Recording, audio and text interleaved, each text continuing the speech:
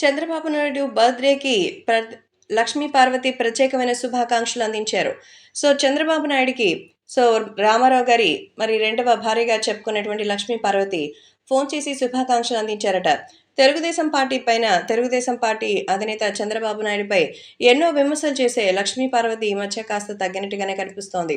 ఇప్పుడు AP CM Jaganmohan Reddy YCP పార్టీలో ఆమె ఒక కీలకమైనటువంటి పదవిలో ఉన్నారు. అయినా సరే ఆ పదవి నుంచి ఎప్పుడొద్దామా బయటకి అనుకుంటున్నారు.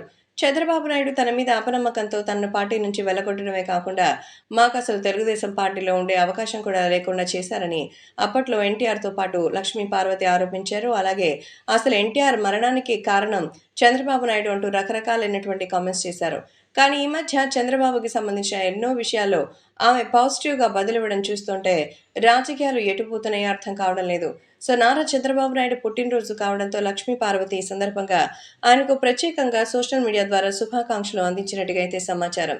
2024 ఎన్నికల్లో తెలుగుదేశం పార్టీ విజయం అవుతుందని తెలిసే తన మీదకేమీ రాకూడదని ఇలా చేసుంటారని మరికొందరు చంద్రబాబు అభిమానులైతే చెప్పుకుంటున్నారు.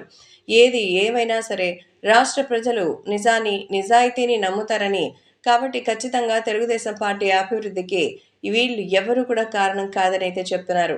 కాబట్టి ఇప్పుడు సోషల్ మీడియాలో సైతం జూనియర్ ఎన్టీఆర్ ఇంకా ఎవరొచ్చినా రాకపోయినా తెలుగుదేశం పార్టీ విజయం సాధిస్తుందని లక్ష్మీ పార్వతి తెలియజేశారు.